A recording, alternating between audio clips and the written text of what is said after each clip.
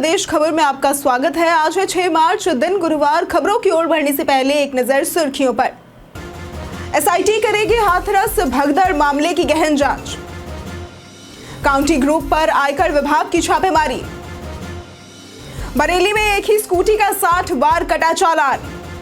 निजी स्कूलों में बिना अनुमति यूनिफॉर्म बदलाव पर लगी रोक। 144 शिक्षकों को पुरानी पेंशन योजना का मिलेगा लाभ। चलिए अब बढ़ते हैं अब तक की बड़ी खबरों की ओर विस्तार से। राहुल गांधी के वकीलों ने दाखिल किया वकालतनामा। कांग्रेस नेता राहुल गांधी के खिलाफ दायर वाद में उनके वकील प्रियांशु अग्रवाल और यासीर अब्बासी बरेली पहुंचे और कोर्ट में वकालतनामा दाखिल किया। राहुल गांधी का आधार कार्ड भी जमा किया गया है। उनके वकीलों ने जवाब देने के लिए 5 सप्ताह का समय मांगा, जिस पर कोर्ट ने अगली सुनवाई की तारीख 2 अप्रैल तय की है। ये मामला राहुल गांधी के आर्थिक सर्वेक्षण पर दिए बयान से जुड़ा है, जिसे हिंदुवादी संगठनों ने आपत्तिजनक बताया था। स्पेशल कोर्ट में इस मामले की निगरानी जारी है। योगी अखिलेश में अंसल पर सियासी टकराव। सीएम योगी आदित्यनाथ ने सपा सरकार पर अंसल, एपीआई जैसे बिल्डरों को बढ़ावा देने का आरोप लगाया है, जिस पर अखिलेश यादव ने भाजपा सरकार पर अपनी विफलताओं को छिपाने के लिए निवेशकों को निशाना बनाने का आरोप लगाया है। अखिलेश ने वीडियो साझा कर दिखाया कि योगी ने अंसल की परियोजनाओं का उद्घाटन किया था। उन्होंने पूछा कि अगर सब गलत था तो योगी सरकार ने बुलडोजर क्यों नहीं चलाया। योगी ने विधानसभा में कहा कि उनकी सरकार दोषियों को पाताल से भी खोज निकालेगी और संपत्तियां जब्त कर न्याय दिलाएगी। एसआईटी करेगी हाथरस भगदड़ मामले की गहन जांच। हाथरस भगदड़ मामले की न्यायिक जांच रिपोर्ट उत्तर प्रदेश सरकार को सौंपी गई, जिसमें 121 जाने गई और कारण इसका चरण रज लेने की होड़ को बताया गया। रिपोर्ट ने जहरीले स्प्रे की थ्योरी को खारिज कर इसे जांच को भटकाने की साजिश बताया। आयोजन में अनुमान से 3 गुना भीड़ थी, जिसका प्रबंधन आयोजकों और सेवादारों ने किया, जबकि प्रशासन को दूर रखा गया। आयोग ने साजिश की संभावना से इनकार नहीं किया और एसआईटी के आपराधिक पहलू की गहराई से जांच करने की सिफारिश की। काउंटी ग्रुप पर आयकर विभाग की छापेमारी। इनकम टैक्स विभाग की करीब 30 टीमें काउंटी ग्रुप और उसकी कंस्ट्रक्शन कंपनियों के ठिकानों पर छापेमारी कर रही है। नोएडा, गाजियाबाद, मेरठ समेत 30 स्थानों पर जांच जारी है। कंपनी पर फ्लैट खरीद फरोख्त में कैश ट्रांजैक्शन और शेल कंपनियों के जरिए धन डायवर्जन का आरोप लगा हुआ है। नोएडा में 3 बड़े प्रोजेक्ट्स में ये को डेवलपर है। सेक्टर 132 स्थित कॉर्पोरेट ऑफिस में दस्तावेज और डिजिटल रिकॉर्ड जब्त किए गए हैं। आयकर विभाग को टैक्स हेराफेरी के पुख्ता सबूत भी मिले हैं। कुशीनगर में परिषदीय स्कूल होंगे आधुनिक।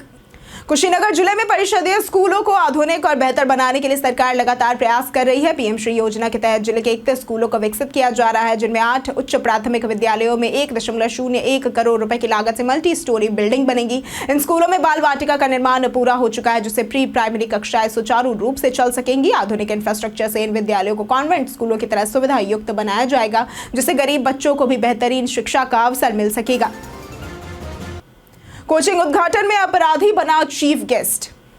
कानपुर में एक हैरान करने वाला मामला सामने आया है, जहां जिला बदर हिस्ट्री शीटर अजय ठाकुर ने धूमधाम से कोचिंग इंस्टीट्यूट का उद्घाटन किया। अजय पर 30 से भी ज्यादा मुकदमे दर्ज है और इसे स्थानीय विधायक का संरक्षण प्राप्त बताया जा रहा है। उद्घाटन का वीडियो वायरल होने पर पुलिस महकमे में हड़कंप मच गया है। एडीसीपी महेश कुमार ने मामले की जांच कर उचित कार्रवाई की बात कही है। अजय ने सोशल मीडिया पर वीडियो शेयर किया, जिसमें वो काफिले के साथ टशन दिखाता हुआ नजर आ रहा है। अंसल घोटाले पर योगी सरकार हुई सख्त। मुख्यमंत्री योगी आदित्यनाथ ने विधानसभा में कहा कि अंसल सपा की उपज थी और होम बायर्स के साथ धोखा हुआ है। सरकार ने सख्त कार्रवाई करते हुए अंसल प्रबंधकों पर एफआईआर दर्ज कराई है। अंसल एपीआई ने स्वीकृत क्षेत्र से अधिक भूमि पर टाउनशिप बनाई, जिसमें सरकारी जमीन भी शामिल थी। 7,000 निवेशकों का पैसा फंसा है और कंपनी दिवालिया घोषित हो चुकी है। सीबीआई व ईडी जांच कर रही है। पूर्व सरकारों ने अंसल को नियम विरुद्ध एक्सटेंशन दिए, जिससे उसका दायरा 6,500 एकड़ तक बढ़ गया है। इंडिया पोस्ट पेमेंट बैंक के नाम पर भेजा जा रहा ये फर्जी खबर।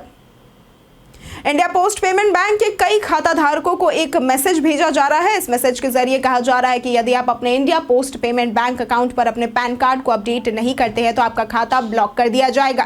पैन अपडेट करने के लिए इस मैसेज में एक लिंक भी दिया जा रहा है, लेकिन ध्यान रखिए ये धोखाधड़ी का एक प्रयास है। इस तरह की खबरों पर विश्वास करने से बचें। पीआईबी फैक्ट चेक ने भी इस खबर को फर्जी बताया है। बिजनौर में तेंदुए का बढ़ता आतंक। यूपी के बिजनौर में तेंदुए के हमलों से दहशत तो फैली हुई है। लोग सिर के पीछे मुखौटा लगाकर बाहर निकल रहे हैं, लेकिन हमले अभी भी जारी हैं। 2 दिन पहले मुखौटे बांटने के बावजूद एक महिला की मौत हो गई। पिछले 3 साल में तेंदुए 27 लोगों को मार चुके हैं। 100 से ज्यादा गंभीर रूप से घायल हुए और 1000 से भी लोग जख्मी हो गए हैं। धामपुर, चांदपुर और सदर तहसील सबसे ज्यादा प्रभावित है। पहले भेड़िए और बाघ का आतंक था, मुखौटे भी तेंदुए के हमले रोकने में असफल साबित हो रहे हैं। अब पीएफ निकालना पहले से होगा आसान।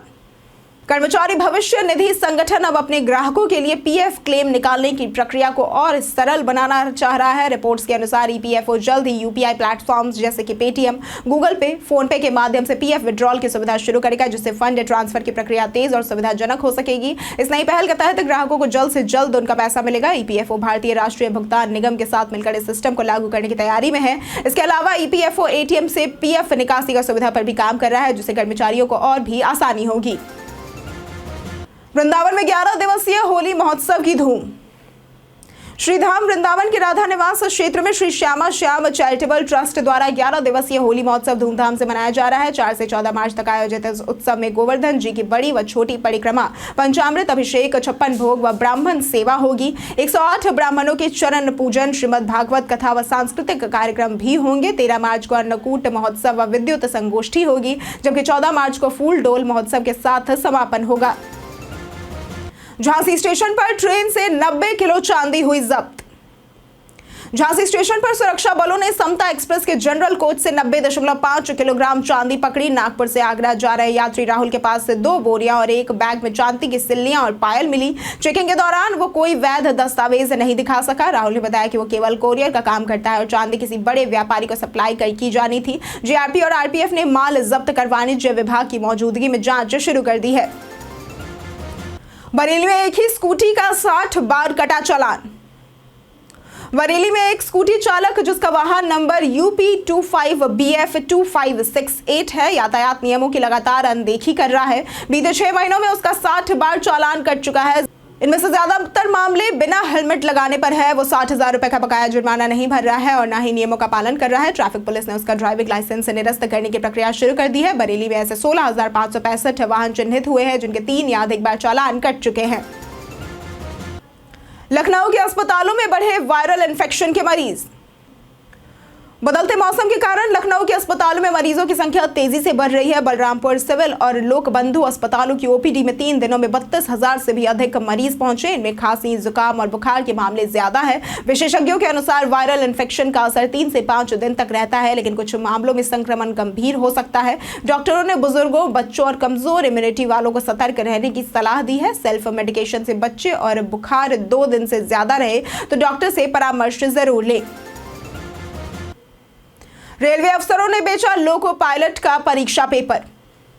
चंदौली के डीडीओ मंडल में लोको पायलट प्रमोशन परीक्षा का पेपर लीक हो गया है, जिसे 6 से 9 लाख रुपए में बेचा गया है। सीबीआई ने छापा मारकर 2 अफसरों समेत 26 रेल कर्मियों को गिरफ्तार किया और 6 के खिलाफ एफआईआर दर्ज की है। छापेमारी में 1.17 करोड़ रुपए और प्रश्न पत्र बरामद हुए। प्रमुख आरोपी रेलवे के कार्मिक विभाग के बाबू संजय मिश्रा और सीनियर डीईई सुशांत परासर है। सीबीआई सभी आरोपियों से पूछताछ कर रही है, जिससे रेलवे में बड़े भ्रष्टाचार का खुलासा हुआ है।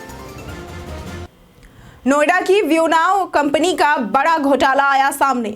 नोएडा स्थित view now marketing service company पर करीब 3,000 करोड़ रुपए की धोखाधड़ी का आरोप सामने आया है। कंपनी ने डेटा सेंटर निवेश के नाम पर फर्जीवाड़ा किया। ईडी ने अक्टूबर 2024 में जांच शुरू की थी और फरवरी 2025 में आरोपी सुखविंदर सिंह खोरूर व उसकी पत्नी को दिल्ली एयरपोर्ट से गिरफ्तार किया। कंपनी की असल क्षमता 2,700 टीबी थी, लेकिन 5 लाख टीबी से ज्यादा बेचने का दावा किया गया। सेल और लीज बैक मॉडल से निवेशकों को ठगा गया, जिससे फंड अन्य कंपनियों में ट्रांसफर किया जाता था। निजी स्कूलों में बिना अनुमति यूनिफॉर्म बदलाव पर लगी रोक। प्रदेश में अप्रैल से नए शैक्षणिक सत्र की शुरुआत से पहले निजी स्कूलों की फीस वसूली को लेकर सरकार ने सख्ती दिखाई है। मंडलायुक्त डॉक्टर रोशन जैकब ने अधिकारियों को उत्तर प्रदेश स्ववित्त पोषित स्वतंत्र विद्यालय शुल्क अधिनियम 2018 और 2020 के संशोधन का सख्ती से पालन सुनिश्चित कराने के निर्देश दिए हैं। स्कूलों का सत्र शुरू होने से 60 दिन पहले फीस विवरण देना होगा। वार्षिक फीस वसूली प्रतिबंधित रहेगी और डोनेशन और अतिरिक्त शुल्क पर रोक रहेगी। यूनिफॉर्म व किताबों में मनमानी बदलाव नहीं होंगे और बिना अनुमति 5 साल तक ड्रेस नहीं बदली जाएगी। कई कारणों से दर्ज है भारत के इतिहास में आज की तारीख। आज के दिन 2009 में भारतीय वायुसेना को 3 दशक तक अपनी सेवाएं देने के बाद किंग विंग लड़ाकू विमान MiG-23 ने अंतिम उड़ान भरी थी। आज ही के दिन 2018 में कॉनराड संगमा ने भारतीय राज्य मेघालय के 12वें मुख्यमंत्री के रूप में शपथ ली थी। आज के दिन 1936 में रामलाल बरेट का जन्म हुआ था। ये एक प्रसिद्ध कथक नर्तक है जो कि छत्तीसगढ़ के रायगढ़ जिले से है। आज के दिन 2015 में रामसुंदर दास का निधन हुआ था जो भारतीय राजनीतिज्ञ और बिहार के मुख्यमंत्री भी रहे थे। जानिए कैसा रहेगा आज उत्तर प्रदेश के मौसम का मिजाज। यूपी में पछुआ हवाओं ने जोर पकड़ लिया जिससे आंधी जैसी स्थिति बन गई। अधिकतम हवा की गति 45 किलोमीटर प्रति घंटा दर्ज की गई। पश्चिमी विक्षोभ के हटने से पछुआ ने जगह भरनी शुरू कर दी जिससे रात के तापमान में 1 डिग्री की गिरावट हुई है। न्यूनतम तापमान 15.5 डिग्री सेल्सियस और अधिकतम तापमान 30.8 डिग्री सेल्सियस रहा। उत्तराखंड हिमाचल में बर्फबारी के कारण उत्तर पश्चिमी हवाएं ठंडी हो गई। 10 मार्च के बाद गर्मी बढ़ने की संभावना है और होली तक तापमान 35 से 36 डिग्री सेल्सियस तक भी पहुंच सकता है। 144 शिक्षकों को पुरानी पेंशन योजना का मिलेगा लाभ। नगर के 144 अशासकीय सहायता प्राप्त माध्यमिक विद्यालयों के शिक्षकों एवं कर्मचारियों को पुरानी पेंशन योजना में शामिल किया गया है। अटेवा के प्रदेश संयुक्त मंत्री अखिलेश यादव ने इसे आंदोलन की सफलता बताया। उन्होंने कहा कि एनपीएस के तहत पेंशन बेहद कम मिलती थी जबकि पुरानी पेंशन सेवानिवृत्त शिक्षकों के लिए सम्मानजनक होगी। संगठन सभी कर्मचारियों के लिए पुरानी पेंशन बहाली हेतु जंतर मंतर पर प्रदर्शन करेगा। सरकार 46,189 विशिष्ट बीटीसी शिक्षकों को भी पुरानी पेंशन देने पर विचार कर रही है। बीएसएनएल परिमंडल में 50% छूट का प्रस्ताव। उत्तर प्रदेश पूर्व परिमंडल में बीएसएनएल के 12,337 उपभोक्ता डिफॉल्टर है जिन पर 8.45 करोड़ रुपए का बकाया है। इन उपभोक्ताओं को एक मुश्त समाधान योजना के तहत बिल भुगतान का अवसर दिया गया है जिसमें 50% तक छूट दी जा रही है। 8 मार्च को राष्ट्रीय लोक अदालत में बकायेदारों के मामले निस्तारित होंगे। प्री लोक अदालत पहल के तहत विभिन्न समय अवधि के बकाये पर 10% से 50% तक छूट दी जाएगी। उपभोक्ता बीएसएनएल कार्यालय से भी छूट का लाभ ले सकते हैं। इसी के साथ बढ़ते हैं आज के सवाल की ओर। आज का सवाल है, आपके क्षेत्र में सड़कों की क्या स्थिति है? आप अपना जवाब हमें हमारे कमेंट सेक्शन में लिखकर जरूर बताएं। आज के लिए सिर्फ इतना ही। उत्तर प्रदेश की तमाम खबरों के साथ बने रहने के लिए देखते रहें डेली यूपी और साथ ही अगर आप यूट्यूब चैनल पर देख रहे हैं तो चैनल को सब्सक्राइब करें और अगर आप फेसबुक पेज पर देख रहे हैं तो लाइक और फॉलो जरूर करें।